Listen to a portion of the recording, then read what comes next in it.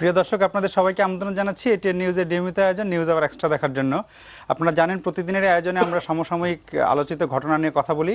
আজকে আমরা কথা বলবো ডক্টর মোহাম্মদ ইউনূস প্রসঙ্গে। আসলে ডক্টর মোহাম্মদ ইউনূসকে নিয়ে গত কয়েকদিন ধরেই দেশে নানা রকমের কথাবার্তা হচ্ছে। বাংলাদেশ ব্যাংক ওনাকে গ্রামীণ ব্যাংকের ব্যবস্থাপনা পরিচালকের পদ থেকে অপসারণ করেছেন। উনি হাইকোর্টে গিয়েছেন, হাইকোর্ট ওনার রিট খারিজ করে দিয়েছে। আজকে আপিল হয়েছে, আপিল 15 মার্চ শুনানি হবে। এই ঘটনাবলী নিয়ে গত কয়েকদিন ধরেই পত্রপত্রিকা, টেলিভিশনে নানা আলোচনা হচ্ছে। তো এই বিষয়টি নিয়ে আজকে আলোচনার জন্য আমাদের স্টুডিওতে উপস্থিত আছেন এবিসি রেডিওর অনুষ্ঠান ও বার্তা প্রধান সানাউল্লাহ লাবলু এবং বিশিষ্ট সাংবাদিক কলামিস্ট জনাব মোজাম্মেল বাবু। আপনাদের দুজনকে আমাদের অনুষ্ঠানে আমন্ত্রণ জানাচ্ছি এই বিষয়টি নিয়ে কথা বলার জন্য।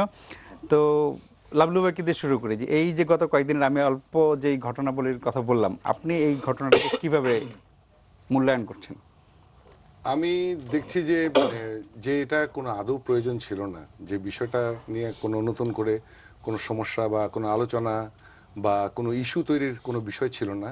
এটা নতুন করে একটা তৈরি করা একটা বিষয়। এক, কারণ আপনি দেশে অনেক সমস্যা আছে। আপনি যদি দেখেন, আপনি ইউনূস নিয়ে এত আলোচনা করছেন, আপনি লিবিয়াতে বাংলাদেশি যে বাংলাদেশিরা আটকে পড়া শ্রমিকরা আছে 70,000, তাদের নিয়ে কতটুকু আলোচনা হয়েছে? তাদের নিয়ে সরকার কতটা পরিশ্রম করছেন, কত টাকা খরচ করছেন তাদের দেশে ফিরিয়ে আনার জন্য? ধরেন আপনি যদি এই কথাগুলো বলেন এবং দেখেন সেখানে বাঙালিরা কি অবস্থা, তারা ফিরে এসে কি অবস্থা, দেখেন এই বিষয়গুলো আড়ালে চলে যাচ্ছে। প্রতিটি মানুষের দুঃখ, কষ্ট, দুর্ভোগ। আমরা ডক্টর ইউনূস ইস্যু নিয়ে আছি এবং আছি কেন? এটা ধরেন যে কোনো কারণে হোক, আমরা জানি যে ডক্টর ইউনূসকে নিয়ে ওই যে নরওয়েজিয়ান টেলিভিশনের যে প্রামাণ্যচিত্র, তারপর থেকে যে বিষয়টা শুরু হয়েছে সেই বিষয়টা শুরু হয়েছে এবং তারই ধারাবাহিকতায় আমরা দেখলাম কিছুদিন আগে বাংলাদেশ ব্যাংক তাকে পদ থেকে সরিয়ে দিয়েছে। উনি বলেছে ওনার বয়স বেশি। তো বয়স বেশি তো এটা আজকের ব্যাপার না, 70 বছর একদিনে হয়নি, 10 বছর লেগেছে, তাই না? 10 বছর পার করে উনি 70 বছরে পড়েছেন। 60 বছর বয়স যদি ধরি যে এটাই হচ্ছে সীমা একজনের, মানে হাইকোর্টের রায়ও দেখা গেল যে এটাই ভুল, এটাকেই পয়েন্ট ধরা হচ্ছে। যদিও আপনি দেখবেন যে বিভিন্ন পেশায় বিভিন্ন রকম বয়সের সীমা আছে। একজন বিচারক, তার বয়সের সীমা 65 বছর। আপনার রাজনীতিবিদদের তো বয়সের কোনো সীমা নাই, আইনজীবীদের কোনো বয়সের সীমা নাই, আমাদের সাংবাদিকদের বয়সের কোনো সীমা নেই। আমাদের মুসা ভাই এখনো সমানভাবে কাজ করেন, সামাদ ভাই, এবং আমরা এটা সম্মানিত বোধ করি কারণ তাদের কাছ থেকে আমরা শিখি, তাদের কাছে অনেক বেশি জানা যায়। তো ডক্টর ইউনূস, আমার কাছে যেটা মনে হয়েছে, ডক্টর ইউনূসের দেশকে দেওয়ার মতো, মানুষকে দেওয়ার মতো অনেক এখনো বাকি আছে। উনি অনেক দিতে পারেন এবং আপনি যদি দেখেন তার মধ্যে যে প্রাণ শক্তি, প্রাণ প্রাচুর্য, এখনো অনেক তার চেয়ে অনেক কম বয়সী লোকের চেয়ে উনি অনেক বেশি তরুণ, অনেক বেশি এনার্জেটিক, অনেক বেশি তরুণ। এই প্রাণ শক্তিটা উনি কোথায় পান? কাজ করে পান। উনি কাজ করেন, বাস্তব কাজ করেন, মাঠে কাজ করেন, গ্রাম দরিদ্রদের নিয়ে কাজ করেন এবং এটাই হচ্ছে তার জায়গা। তো আমি মনে করি যে বাংলাদেশ ব্যাংক বা তার পেছনে যদি ধরি যে এটার পেছনে সরকারও আছে, কারণ আমরা জানি ধারাবাহিকতা আমরা দেখেছি যে এটা নিয়ে সরকার যে কথাগুলো বলছে, সাম্প্রতিক সময়ে অর্থমন্ত্রী যে কথা বলেছেন, পররাষ্ট্রমন্ত্রী যে কথাগুলো বলেছেন, বোঝা যাচ্ছে সবটার পিছনে সরকারের একটা সায় আছে। বাংলাদেশ ব্যাংকের এই সামগ্রিকভাবে সরকার ইনভলভ, বিষয়টা সরকার এটাতে তৎপর, সরকারের কারণেই বাংলাদেশ ব্যাংক এরকম একটা অবস্থান নিয়েছে। তো এইটা আমার কাছে মনে হয়েছে একটা অপ্রয়োজনীয় বিষয়। দেশে অনেক সমস্যা আছে, অনেক বিষয় আছে, এই বিষয়টাকে সামনে না আনলেও চলতো আনাটা, এবং এটাতে আমি মনে করি না সরকার কোনোভাবে এটাতে লাভবান হবে। বাবুবার কাছ থেকে যে একটা ছোট্ট মূল্যায়ন নিয়ে দেই। প্রথম হচ্ছে যে প্রতিটা বিষয় স্বাধীনভাবে এবং পৃথকভাবে অ্যাড্রেস করতে হবে। লিবিয়া প্রবলেমের ডক্টর ইউনূস নিয়ে ব্যস্ত আছি বলে সরকারের কোনোভাবে মাপ পাওয়ার সুযোগ নাই যে লিবিয়াতে কি হচ্ছে এবং তারা ভালোভাবে কাজ করছে কি করছে না, সে ব্যাপারে আমি আপনার সাথে একমত। তবে আমরা তো খুব ক্লোজলি ফলো করছি বিষয়টা। সরকার এই জিনিসটা আনেনি, সরকারের উপরে এসে পড়েছে, মানে কোর্টে যাওয়া পর্যন্ত পুরো বিষয়টাই ডক্টর ইউনূস তৈরি করেছেন। মূলত বিষয়টা হচ্ছে নরওয়েজিয়ান টেলিভিশনের ডকুমেন্টারিটা বলেছেন, নোরাডের পক্ষ থেকে গ্রামীণ ব্যাংকে একটা বড় আকারে ঋণ দেওয়া হয়েছে। সেই ঋণটা ডক্টর ইউনূস গ্রামীণ কল্যাণ নামে আরেকটা প্রতিষ্ঠানে নিয়ে গেছেন, যেটা গ্রামীণ ব্যাংকের সাবসিডিয়ারি নয়, গ্রামীণ ব্যাংক ওখানে ডিরেক্টরও নয়। এবং এরকম অসংখ্য মিস অ্যাপ্রোপ্রিয়েশন অফ ফান্ড উনি করেছেন, ক্রিয়েটিভ অ্যাকাউন্টিং করেছেন, ফিনান্সিয়াল জাগলারি করেছেন। কেন করেছেন, ভালো করেছেন, খারাপ করেছেন, এগুলি অন্য বিতর্ক। সরকারের এই অভিযোগগুলি যখন আসা শুরু করে, আপনি জানেন যে এখন আর কোনো ফান্ডই ডাইরেক্ট কোনো এনজিও কিংবা কোথাও যায় না। আর যেহেতু গ্রামীণ ব্যাংক একটা স্ট্যাচুটরি বডি, এটা সরকারি প্রতিষ্ঠান, এটা এনজিও নয়, সার্বক্ষণিক সরকারি তত্ত্বাবধানে থাকা ডিরেক্টর আছে তিনজন ওখানে, তিনজন ডিরেক্টর আছে এবং সরকারি আদেশ বলে প্রতিষ্ঠিত একটি বিশেষায়িত সরকারি ব্যাংক, এবং এর কোনো ব্যত্যয় নাই। এবং যে চাকরির বয়স সম্পর্কে বলেছেন ডক্টর ইউনূস, নিশ্চয়ই দেশকে আরো অনেক কিছু দিতে পারেন, আমাদের সচিবরাও অনেক কিছু দিতে পারেন। তাই বলে সচিবরা যদি বলে আমি দিতে চাই, আমি আজীবন কাজ করবো, সেটা তো হবে না। একটা চাকরি বিধি আছে, সেই বিতর্কটা আমি পরে আসছি। ঘটনাটা আসলো কি করে? এই ঘটনার প্রেক্ষিতে ডক্টর ইউনূসকে আবুল মাল মুহিত সাহেবের কথা আপনারা শুনেছেন, আমার বন্ধু, এক ধরনের একটা সুহৃদ সম্পর্ক সবারই আছে। এই বিষয়গুলি যখন সামনে আসলো, সরকারের কোনো উপায় ছিল না তদন্ত, অথবা তদন্ত না বলে ওরা পর্যালোচনা আরো বিনয় করে পর্যালোচনা বলছে, বিকজ এগুলি অ্যাড্রেস করার বিষয় আছে। যখন আসলো, আপনারা দেখেছেন যে রিভিলড হয়েছে বিষয়গুলা। আবুল মাল মুহিত সাহেব হয়তো চেয়েছিলেন বন্ধু হিসাবে কিংবা সব হিসাবে আপনি সরে যান, সরে না গেলে তো আর তদন্ত করা যাচ্ছে না, তদন্তকালীন সময়টা আপনি দূরে থাকুন, একটা রিপোর্ট আসুক, তারপরে আমরা দেখি, আশা করি আপনি পরিষ্কার হয়ে আসবেন, দেখি। কিন্তু আবুল মাল মুহিত সাহেব যাই জানুক, ডক্টর ইউনূস তো জানেন যে উনি ক্লিন হয়ে আসবেন না, বিকজ সেটা আসবেন কি আসবেন না সেটা পর্যালোচনা কমিটির ব্যাপার। প্রেক্ষিতে ডক্টর ইউনূস যেটা করলেন, ডক্টর ইউনূস একটা ক্যাম্পেইন বিল্ড করলেন যে আমাকে রাজনৈতিক প্রতিহিংসা জনিত কারণে আক্রমণ করা হচ্ছে। এটা ইরেগুলারিটিজের কারণে না বলে ওনার ক্যাম্পেইনটা দিলেন হাসিনা ভার্সেস ডক্টর ইউনূস। এই ক্যাম্পেইনটা আমি আজকে ওয়েবে দেখছিলাম, আপনারা গেলেই দেখবেন। উনি একটা পিআর এজেন্সি নিয়োগ করলেন, পৃথিবীর one of the largest PR agency, নাম হচ্ছে বার্সন মার্চ টেইলার, www.bm.com। ওদেরকে নিয়োগ করলেন two PR agency to launch a huge campaign. আচ্ছা বাবু, একটু আমি বলে নিই, আপনি যে পয়েন্টটা একটু বলবেন, যে লাবলু ভাই বলেছেন যে বিষয়টা তর্কটা পরে হবে, কিন্তু বিষয়টা প্রয়োজনীয় না অপ্রয়োজনীয়? প্রয়োজন তো সরকার তো তৈরি করেনি। Doctor Yunus started a campaign যে আমাকে রাজনৈতিক প্রতিহিংসার শিকার করা হয়েছে এই বার্সন মার্চ টেইলারের মাধ্যমে। তারা একটা লবিজ গ্রুপ নিয়োগ করে, ওয়ার্ল্ড ব্যাংক, আইএফসির বড় বড় পুরনো আমলা এবং আমাদের ডক্টর কামাল হোসেনও আছেন, তারা একটা ক্যাম্পেইন বিল্ড করায় এবং তাদের একটা স্ট্র্যাটেজি পেপার উইকি লিকড হয়েছে।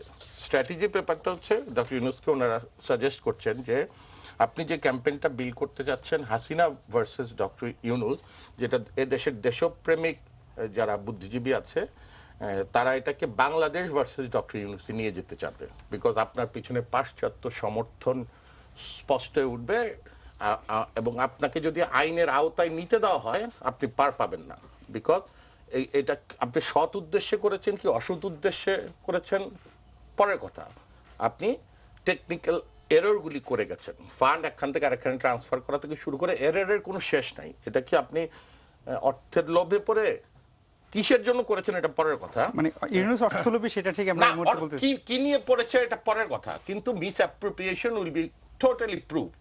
তখন তাকে বলা হয়েছে ক্যাম্পেইনটা ওদিকে নিয়ে যেতে চাবে, আপনি টেনে রাখতে চাবেন হাসিনা ভার্সেস ইউনূস।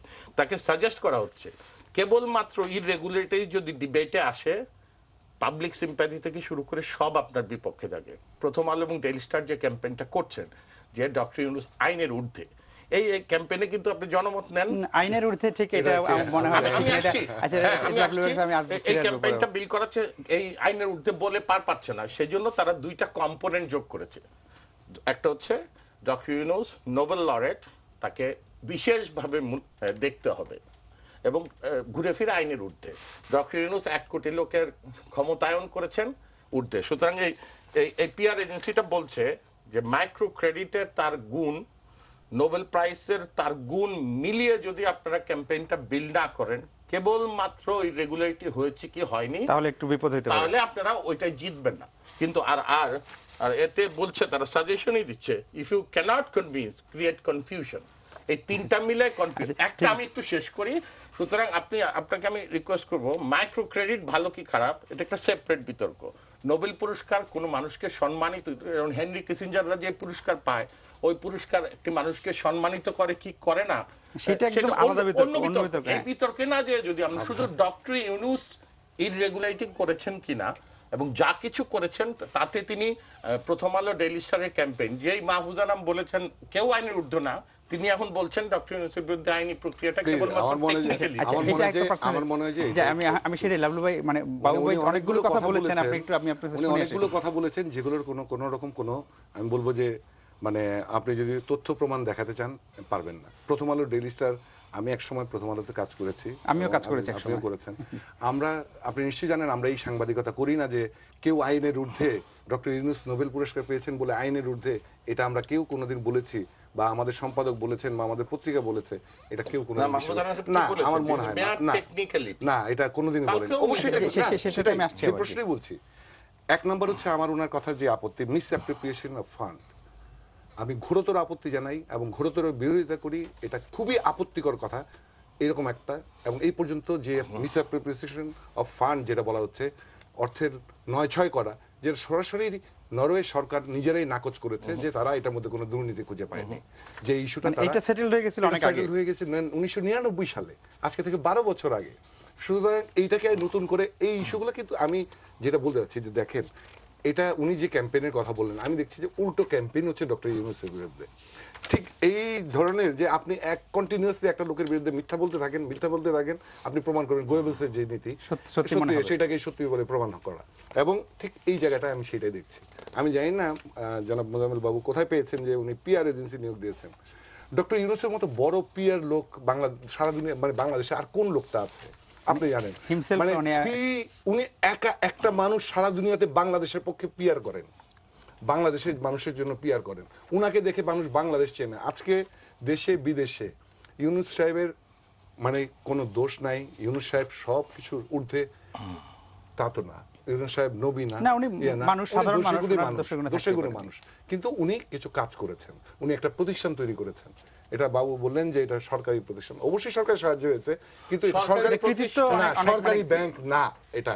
না, তবে আমি- এটার উনি- কৃতিত্ব ডক্টর ইউনূসকে দিতে হবে, গ্রামীণ ব্যাংক গড়ে তোলা। ডক্টর ইউনূস এটা সরকারি ডক্টর ব্যাংক না। ইউনূসের চিন্তা, উনি একটা এনজিও করতে পারতেন, না করে ওনার চিন্তাটা না, সরকারের উনি মাধ্যমে এনজিও করতে চান বাস্তবায়ন নাই, করেছেন। উনি এনজিও করতে চান নাই, উনি এটা ত্রাণ কাজ করতে এটা চান একটি নাই। সম্পূর্ণ উনি সরকারি ব্যাংক প্রতিষ্ঠান। করতে আপনি চেয়েছেন যদি না, লাভলু ভাই যদি এটা basic সরকারি জায়গায় না, defect সরকারি করেন, ব্যাংক না। সরকারের অধ্যাদেশ বলে প্রতিষ্ঠিত একটি সরকারি হ্যাঁ, স্ট্যাচুটরি বডি। সরকারি সেটাই স্বশাসিত সংস্থা, এটা সরকারি না। আপনি আইসিবি কিন্তু সরকারি প্রতিষ্ঠান না, স্বশাসিত সংস্থা। এরকম অনেক জায়গাতে সরকারের শেয়ার আছে। আপনি না, IFS স্বশাসিত মানে কি? ওদের মেমোরেন্ডাম আর্টিকেল তো বলছে যে বাংলাদেশ ব্যাংকের অনুমোদন ক্রমে এমডি নিয়োগ দিতে হবে। কি করে স্বশাসিত হলো? আচ্ছা, তাতে কি বাংলাদেশ ব্যাংকের অনুমোদন ক্রমে তো বেসরকারি ব্যাংকের এমডিও নিয়োগ দিতে হয়, তাতে কি এটা সেটা তো সরকারি আছে, হয়ে হ্যাঁ। যায়? সুতরাং এই সমস্ত তর্ক মানে এটা করেন না। মানে আমাকে আমার রূপালী, কথাগুলো মানে বলতে দেন। সোনালী ব্যাংকের মতো সরকারি ব্যাংক না, এটার মধ্যে একটু আলাদা ডিফারেন্স আছে। আলাদা আছে, এটা অবশ্যই। Statutory কারণ body। যেটা ওটা ফুললি একটা গভর্নমেন্ট সাবসিডিয়ারি আর স্ট্যাচুটরি বডি, তো আমাদের সংবিধানই বলছে এটা কি জিনিস। আচ্ছা, ঠিক আছে, লাভলুবের কথাটা শেষ করি। এটা পরিষ্কারভাবেই জিনিসটা করা আছে, এবং ডক্টর ইউনূস কিন্তু সারা জীবন এটাই বলেছেন যে দেখেন, আমরা যদি বলি যে আমরা আজকে ডক্টর ইউনূসের ক্ষুদ্র ঋণ তত্ত্ব বা ক্ষুদ্র ঋণের এই ধারণাটা, তত্ত্ব না, কারণ ক্ষুদ্র ঋণ সারা জীবনে ছিল আমাদের দেশে, মহাজনী ঋণ ছিল, নানা রকম ক্ষুদ্র ঋণ ছিল গ্রামে। ক্ষুদ্র ঋণ ধারণাটা কেন আসছে? মানে দারিদ্র্য বিমোচনে সরকারি ব্যর্থতার কারণেই তো। ডক্টর ইউনূসকে তো এটা নামার কোনো প্রয়োজন ছিল উনি না। ইউনিভার্সিটি টিচার ছিলেন, উনি মাস্টার বিশ্ববিদ্যালয়ের শিক্ষক ছিলেন, মানে অধ্যাপনা করতেন, গ্রামীণ অর্থনীতি ব্যাংক পড়াচ্ছেন। সরকারি উদ্যোগ, সরকারি আমার কথাটা শেষ করতে করতে দেন। সরকারি ব্যর্থতার কারণেই কিন্তু ক্ষুদ্র ঋণের ধারণার মতো একটা ধারণার উদ্ভব হয়েছে, যে যেই লোকগুলো কোনোদিনও ঋণের সুবিধা পায় না, যাদের কাছে তাদের কাছ পর্যন্ত যাওয়া, একদম প্রান্তিক লোকজনের কাছে যাওয়া। তাদেরকে ঋণ দেওয়া, তাদেরকে ঋণের আওতায় আনা, তাদেরকে হাতে পুঁজি দেওয়া, তাই না? আপনি এটা বলতে পারেন যে এটাকে 100% সাকসেসফুল, আমি বলবো না। অবশ্যই প্রত্যেকটা আপনার প্রত্যেকটা তৎপরতার, প্রত্যেকটা প্রতিষ্ঠানের যে সাফল্য ব্যর্থতা আছে, কিন্তু বাংলাদেশ আজকে যে আপনি যদি দেখেন, যখন এই দেশে মানুষ ছিল 7.5 কোটি, তখন এই দেশে দারিদ্র্য সীমার নিচের লোকের সংখ্যা ছিল 80%। আজকে দেশের মানুষের সংখ্যা 16.5 কোটি, দারিদ্র্য সীমার নিচের লোকের সংখ্যা আসছে 40%।